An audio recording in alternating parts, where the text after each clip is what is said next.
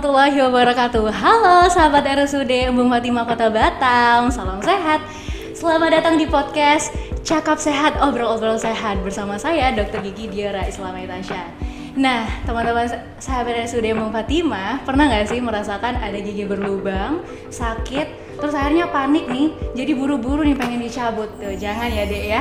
Nah, pas kali nih hari ini kita akan bahas tentang kesehatan gigi, kita kupas tuntas dengan tema kita, jangan buru-buru dicabut, pertahankan gigimu dengan perawatan saluran akar. Dan kita akan bersama dengan narasumber kita yang menurut saya ini adalah pakarnya nih ya. Ini bersama dengan Dr. Gigi Diandra, spesialis konservasi gigi. Halo dokter. Selamat siang Dr. Diora, selamat siang sahabat setia RSUD Embung Fatimah. Apa kabar dokter? Alhamdulillah baik. Alhamdulillah baik ya. Nah dokter, mungkin langsung aja ya dok. Ini kan sesuai dengan tema kita nih dok. Jangan dicabut, jangan buru-buru dicabut, pertahankan gigimu dengan perawatan saluran akar. Iya. Nah, tapi dok, dalam kenyataannya terkadang pasien-pasien ini kita datang ke kita, pas kita bilang kita rawat saluran akar ya, langsung takut dia, langsung gugup. Itu menurut dokter, kenapa sih dok bisa ada stigma seperti itu? Oke, sebelumnya saya memperkenalkan diri ya. Iya. Nama saya Dr. Gigi Diandra, spesialis konservasi gigi. Pasti sahabat setia RSUD Embung Fatimah akan bertanya, spesialis konservasi gigi itu apa sih dok? Spesialis konservasi gigi itu adalah suatu spesialisasi yang bertujuan untuk mempertahankan gigi selama mungkin, baik dari fungsi dan estetik. Jadi kalau misalnya ada pasien atau sahabat setia RSUD yang giginya sakit, berlubang dan tidak ingin dicabut, mungkin bisa diarahkan ke spesialis konservasi gigi. Kalau misalnya ditanya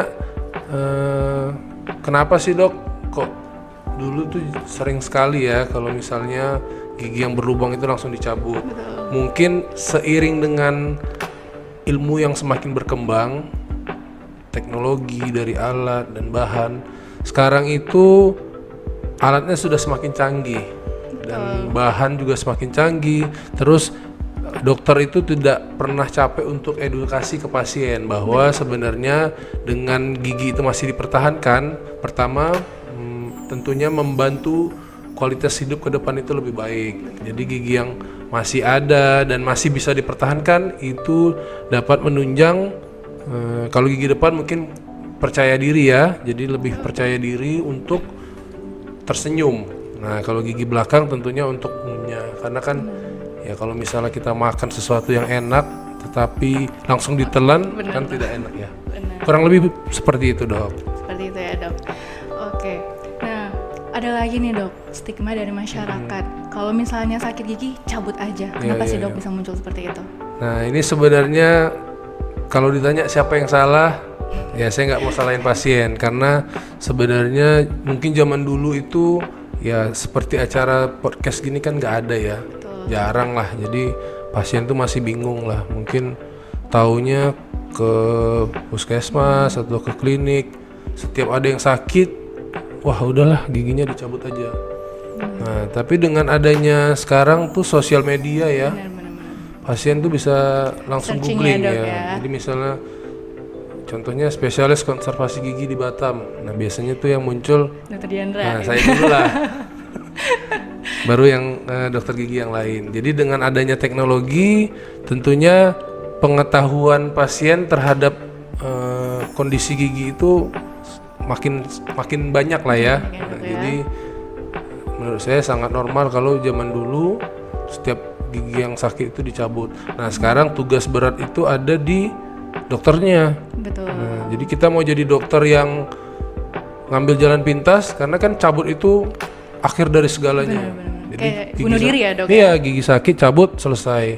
Tapi kan pinginnya ya kita menjelaskan, karena ya emang tugas dokter itu harus sering sharing ya. Jadi ketemu pasien ya harus komunikasinya juga baik dan pasiennya nyaman dan meyakinkan pasien untuk ini giginya masih bisa dipertahankan. Gitu. Gitu ya dok ya. Jadi banyak hal ya sebenarnya dok ya. Dan pertama juga dari sosial media juga ya dok perkenalannya. Nah kalau misalnya kita balik lagi dok, kalau misalnya dari ada gigi sakit, gigi lubang, sebenarnya kriteria seperti apa sih dok kalau bisa kita katakan gigi ini masih bisa diselamatin nih? Gitu. Jadi sebenarnya kalau ditanya dok gigi seperti apa sih yang masih bisa dipertahankan, Sebenarnya ada beberapa pemeriksaan, tapi kalau dokter gigi itu kan nggak bisa hanya dengan pasien tuh cerita panjang lebar, misalnya dok di chat gitu kan, dok saya sakit gigi minggu lalu terus minum obat. Sebenarnya kita harus langsung periksa. Nah, makanya ke dokter gigi itu harus datang langsung terus diperiksa, nggak bisa hanya dengan via telepon atau mungkin telemedicine ya yang via online. Jadi ya menurut saya tugas kita itulah meyakinkan pasien untuk datang.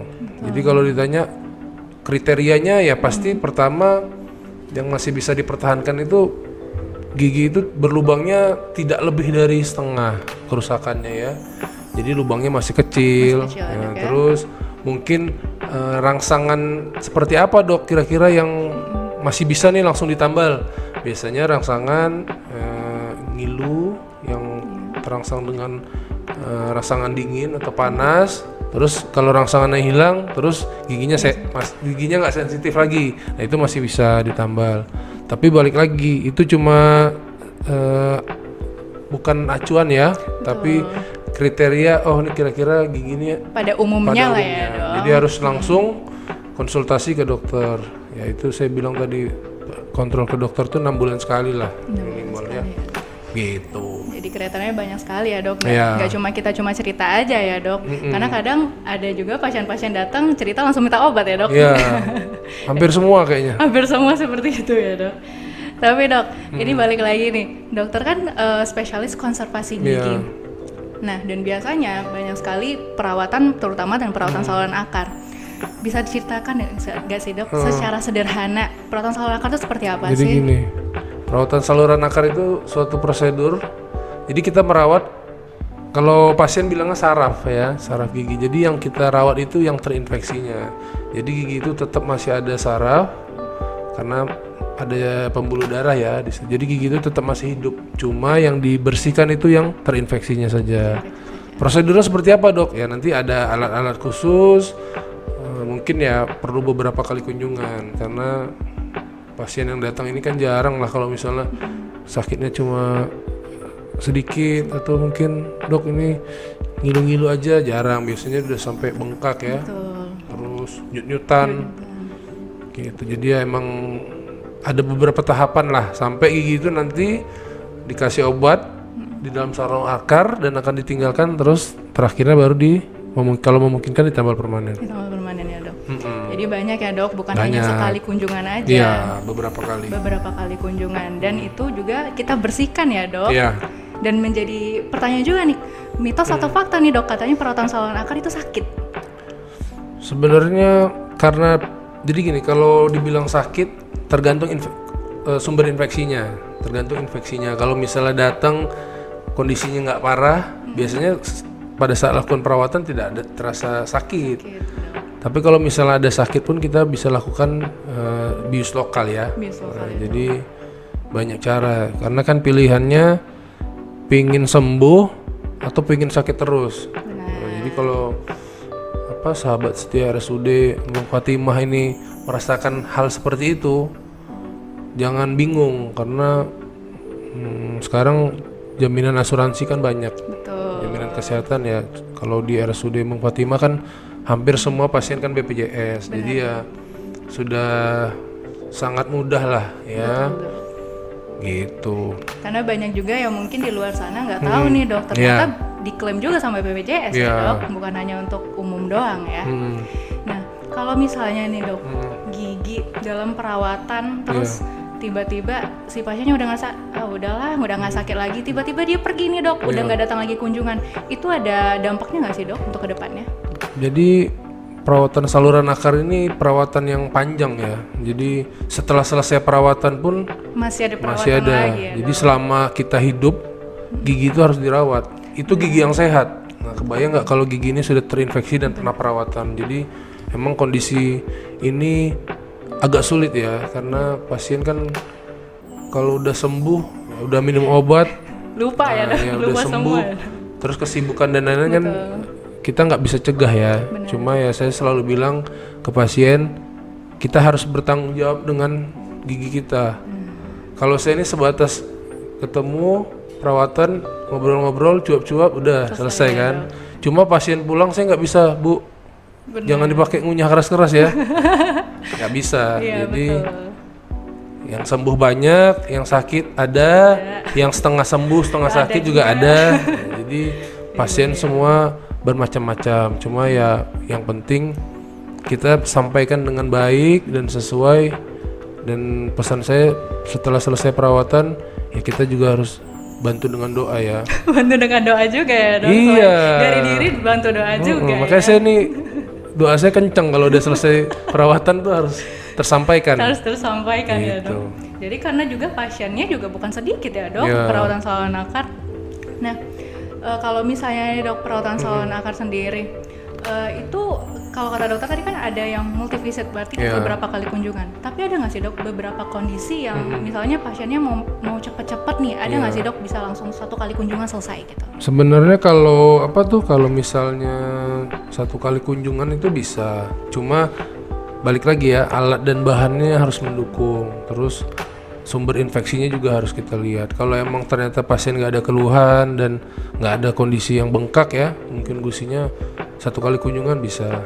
Cuma kalau kita sebutnya jaminan kesehatan ya, ini kan alat dan bahannya kan standar ya. Iya, Jadi kadang agak sulit untuk dilakukan satu kali kunjungan dan pasien kan rame. Betul. Jadi kalau mau satu kali kunjungan itu mungkin bisa sejam ya.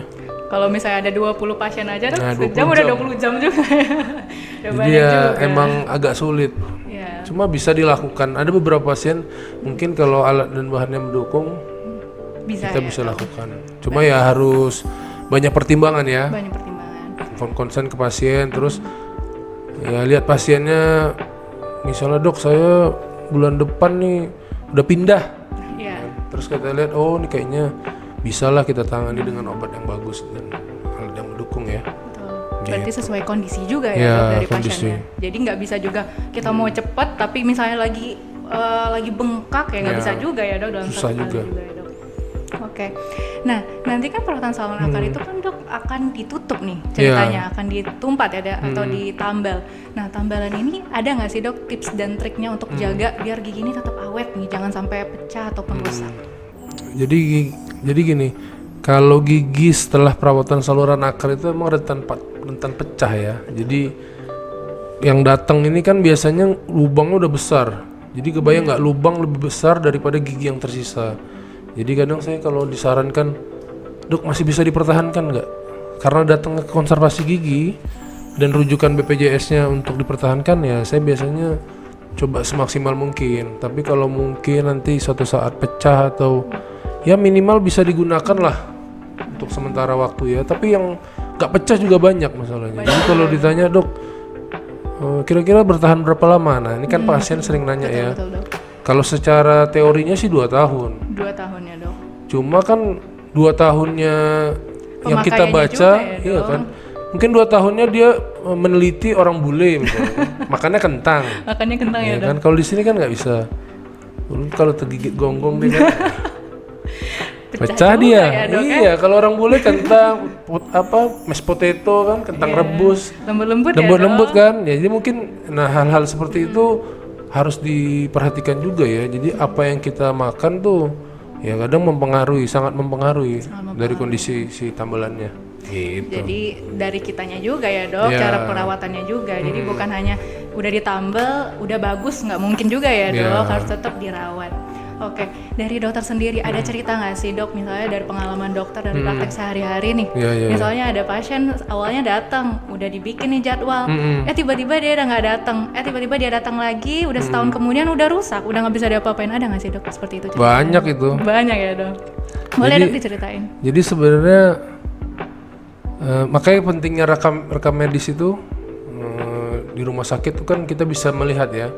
Jadi saya kalau misalnya pasien ini datang, wah kayaknya udah setahun kemudian nih, kira-kira gigi yang baru atau gigi kemarin ya. Jadi saya berdoanya gigi yang baru. Gigi yang kemarin kalau ada masalah kan berarti kita harus mengulang ya.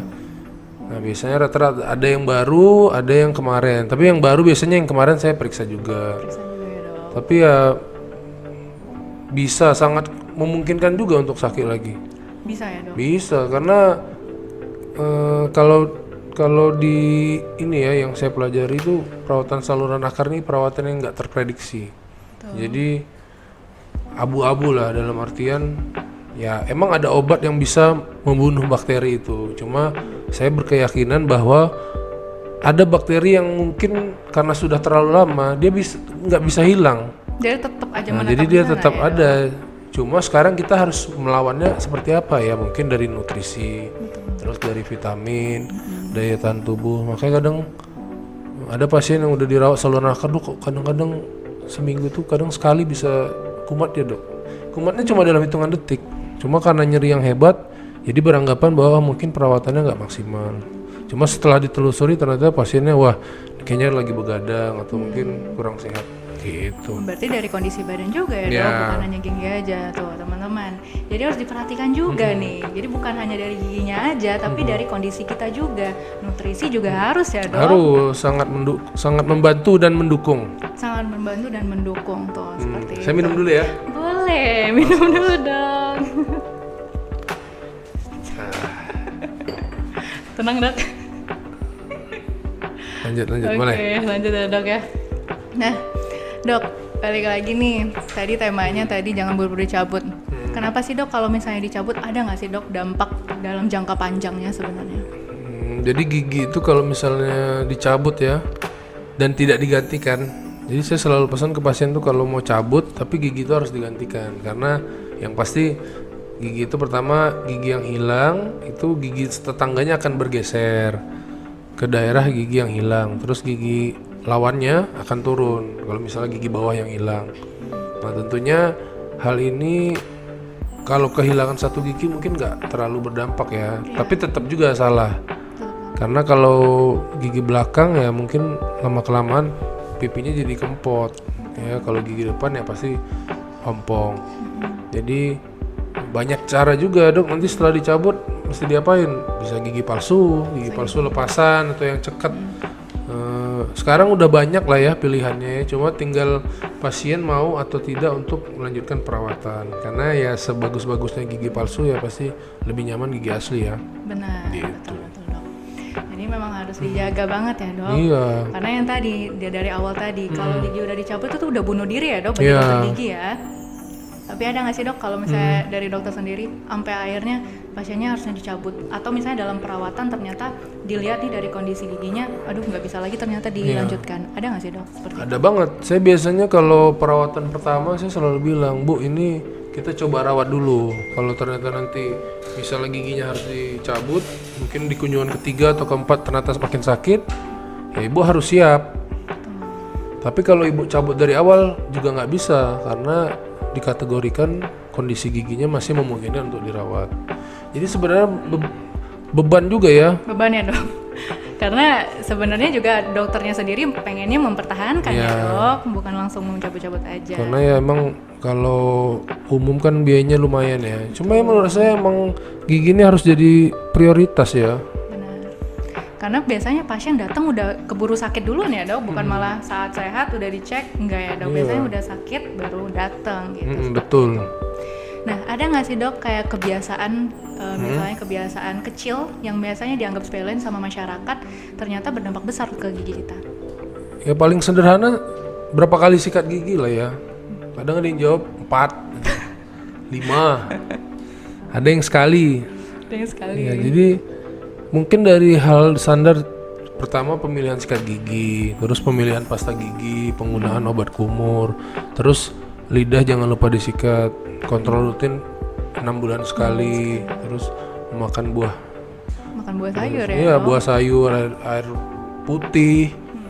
Jadi sebenarnya ya kalau saya sih jarang lah ngelarang ya, karena kalau pasien itu kalau makin dilarang makin nggak nyaman. Jadi saya paling misalnya dok, saya jangan makan es krim lagi misalnya ya, ya agak sulit ya.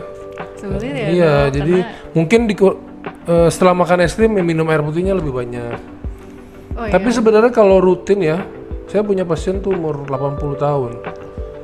Rutin 6 bulan sekali, giginya lebih bagus dari gigi pasien yang mungkin usianya muda. Masih muda ya, Jadi sebenarnya semua itu tinggal masalah kebiasaan. kebiasaannya. Kebiasaan yang baik itu pasti menghasilkan sesuatu yang bagus juga ya. Gitu. Kuncinya itu aja sih. Kuncinya dari sikat Per gigi. 6 bulan itu, karena 6 bulan itu waktu yang bentar ya. Betul. Tahu-tahu 6 bulan nih, saya ketemu pasien saya, udah 6 bulan lagi bu, udah dok, cepet ya saya bilang. Gitu. Jadi banyak ya, dan harus dipertahankan juga. Dan juga dari sikat gigi kan karena juga ada dok nih, dia bilangnya udah sikat gigi 2 kali sehari, tapi ternyata bulu sikatnya kasar banget, akhirnya buat ada penurunan gusi juga ya dok. Jadi banyak banget nih alasan-alasannya teman-teman. Nah, mungkin ini juga dok, mungkin kalau misalnya saya juga mau tanya, kalau misalnya untuk ranah dokter gigi umum, biasanya kan pasien datang pertama kali biasanya ke fase 1 ke dokter gigi umum nih. Kalau untuk dokter gigi umum sendiri nih dok, kriteria gigi seperti apa yang bisa dilakukan dokter gigi umum dan kapan kita bisa merefer gigi tersebut ke yang lebih kompeten dokter? Jadi sebenarnya gini, kalau dokter gigi umum melakukan perawatan saluran akar juga bisa. Cuma balik lagi kalau atau BPJS ini kan rujukannya berjenjang. Kadang di vaskes ini alat dan bahan kan tidak mendukung. Bisa cuma ya minimal nggak sakit dulu lah. Ya, jadi mengurangi rasa sakit, baru setelah itu dilakukan rujukan ke rumah sakit. Ya, jadi kalau ditanya apa yang bisa dilakukan, biasanya ya dibersihkan semaksimal mungkin. Cuma masalahnya harusnya ingat, pasien dokter gigi umum ini lebih banyak. Betul. Daripada spesialis. Sehari mungkin bisa 50. Dan bisa lebih beragam ya Ya, dok? lebih beragam. Jadi kan nggak mungkin semuanya dibersihkan. Betul. Cuma ya emang mesti harus dilakukan perawatan. Jangan kita jadinya pasien udah sakit, dok ini minum obat dulu ya, terus pasiennya udah nih kasih obat, dapat rujukan ke rumah sakit, sampai rumah sakit dia ngantri lagi. Nah jadi sebenarnya itulah yang membuat kadang pasien tuh suka marah. Marahnya nggak ke dokternya sih, marahnya ke pendaftaran, marahnya ke perawat, karena ya emang kadang ya di vaskesnya mungkin harus bantulah dokter di rumah sakit, dokter spesialis di rumah sakit tuh supaya bisa mengcover pasien yang begitu banyak gitu. Jadi jangan semuanya dikasih obatnya semuanya sama lagi kan. Obatnya semuanya sama ya dok ya? Karena emang harus ada tindakan, dibersihkan lah, dikasih obat. Berarti itu ya teman-teman ya, jadi ada spesialisnya masing-masing nih. Nah makanya kalau misalnya udah giginya sakit, jangan ditunggu lama-lama ya dok, harus cepat-cepat datang ke dokter gigi. Nanti biar tahu sekali. nih, bisa jadi kamu jadi salah satu pasien dokter Diandra nih. Oke. Kemudian dokter, dari perawatan saluran akar, terus kemudian giginya dicabut. Ada nggak sih dok kalau misalnya, dok kalau misalnya untuk konservasi sendiri itu rentang usianya untuk usia berapa aja sih dok? Sebenarnya selama gigi permanen sudah tumbuh itu boleh. Cuma kalau menurut ini ya WHO ya, itu sebenarnya di atas 18. Karena di bawah 18 tahun tuh masih bisa dilakukan oleh dokter gigi anak. Cuma kan balik lagi, dokternya mau menangani atau tidak. Kalau saya di rumah sakit di sini, semua pasien yang dirujuk saya coba tetap kerjakan ya? Iya, saya coba tetap ketemu pasiennya, saya jelaskan supaya pasiennya juga mengerti. Karena kalau orang udah sakit gigi itu semua udah bawaannya pingin ya, cepet aja. Moodnya juga udah nggak ini lagi ya. Jadi kita harus hati-hati sampaikan, daripada viral saya nanti. Pelan-pelan ya kan, nggak apa-apa, kita pokoknya profesional. Ya pasien itu kan kadang karena belum kenal dokternya, jadi mereka mungkin kesel, biasalah itu. Iya biasa ya dok, karena sakit juga ya dok. Ya, kalau kita sakit juga pasti seperti itu. Kadang ya udah jauh terus sampai sini cuma dikasih obat. Saya lihat lah kadang pasien kalau yang emang darurat, saya ketemu, saya rawat dulu. Oke, jadi sebenarnya juga pasien juga kalau misalnya datang ke dokter juga, dokter pasti melihat juga ya dok, apakah ini emergency atau tidak, seperti itu dok. Betul. Baiklah. Oke dokter, mungkin ada lagi nggak sih dok, misalnya cerita-cerita dari selama dokter praktek, mungkin selain dari perawatan saluran akar atau tentang gigi yang harus dirawat atau gimana dokter, ada nggak cerita-cerita lain? Jadi sebenarnya emang tugas berat itu kalau saya lebih kasihan terhadap pasien yang masih kecil. Jadi banyak yang umur belasan tahun ternyata, dok karena di pondok nih saya nggak bisa kontrol, jadi giginya banyak yang rusak. Ya kalau misalnya yang datang udah orang tuanya, ya menurut saya ya sudahlah, saya sampaikan, tapi tolong jangan sampai terjadi ke anaknya. Jangan yang nanti dikira gigi, ini masih gigi susu nih dok, ternyata gigi permanen dewasanya udah berlubang semuanya. Nah jadi ya sebenarnya acara kayak gini bagus. Ya kan, nanti kita bikin trending lah kan, kalah hitam putih. Close the door kalah nanti. Karena juga orang tua juga menjadi ini ya dok, awalnya dok, untuk melihat juga kondisi gigi banyak anaknya. Anak orang tua itu rela untuk nggak apa-apa lah dok, gigi saya aja yang sakit gitu kan. Nanti anaknya kasih yang bagus dok. Coba bayangin ya. Jadi ya itu bukti orang tua terhadap anak ya. Jadi mereka pingin, apalagi dok nanti anak saya mau masuk tentara misalnya, mau masuk apa, giginya harus bagus. Jadi ya banyak pasien seperti itu banyak. Jadi ya emang tugas utama saya di anak-anak lah. Di anak-anak juga. Kalau misalnya udah banyak yang rusak tuh kadang saya bilang kok segini, sampai segininya ya. Cuma ya pelan-pelan lah. Gitu. Baik dokter. Nah untuk yang terakhir dok, kalau misalnya kayak penambalan seperti itu dok, penambalan itu untuk di spesialis konservasi gigi sendiri, apakah hanya stop di misalnya hanya di tambalan biasa atau bisa juga dok, misalnya bikin crown atau yang lain seperti itu? Sebenarnya bisa, cuma karena BPJS kan tidak di cover ya. Kalau ditanya bisa. Dan itu juga bisa untuk lanjutan setelah perawatan saluran akar ya dok? Ya, jadi sebenarnya setelah perawatan saluran akar itu gigi observasi dulu minimal ya. Kalau bisa sebulan bagus. Jadi setelah sebulan baru dilakukan pemasangan kron gigi. Gitu ya dok? Iya. Baiklah. Mungkin dokter ada pesan-pesan nggak sih untuk sahabat-sahabat RSUD di rumah? Iya. Kalau saya sebenarnya pesan-pesan mungkin nggak terlalu banyak ya. Cuma jadi gini. Karena spesialis konservasi gigi ini terutama untuk di Kota Batam kan tidak terlalu banyak. Jadi kalau misalnya ada pasien yang datang terus, wah dok nih kok antriannya lama. Sebenarnya saya juga nggak pengen lama-lama. Pengen cepet ya dok? Iya, cuma karena keterbatasan, terus supaya perawatannya bisa lebih maksimal, jadi kita koordinir lah. Jadi jumlah pasien setiap hari itu jangan sampai nanti dokternya tumbang, perawatnya tumbang. Nah, jadi siapa yang ngerawat ya? Ya jadi tutup lagi poli konservasi giginya kan. Betul. Nah yang kayak gini kan nggak baik ya. Betul. Gitu. Jadi saya pinginnya ya agak bersabar. Terus untuk gimana ngejaga giginya, ya sebenarnya mungkin pasien tuh udah tahu lah. Cuma agak malas sedikit. Agak malas sedikit untuk actionnya ya dok? Jadi emang pelan-pelan ya kita semua harus saling mengingatkan ya untuk berubah menuju ke arah yang lebih baik. Baik. Oke, satu kalimat penutup dok, kenapa kita nggak boleh buru-buru mencabut gigi? Jadi tidak boleh dicabut. Kita lihat kondisinya ya. Jadi apakah memungkinkan masih bisa dipertahankan atau tidak.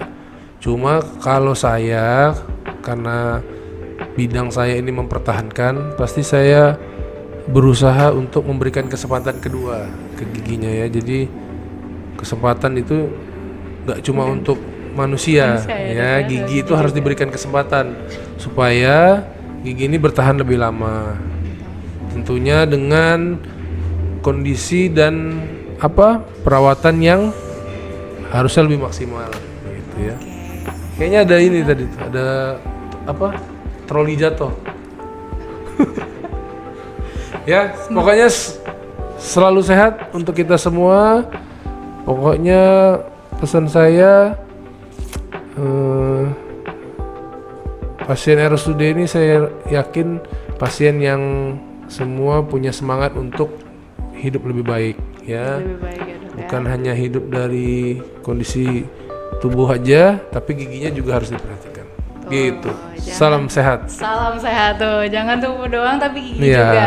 Jadi gigi juga ada kesempatan ya dok ya, bukan hanya tubuh aja.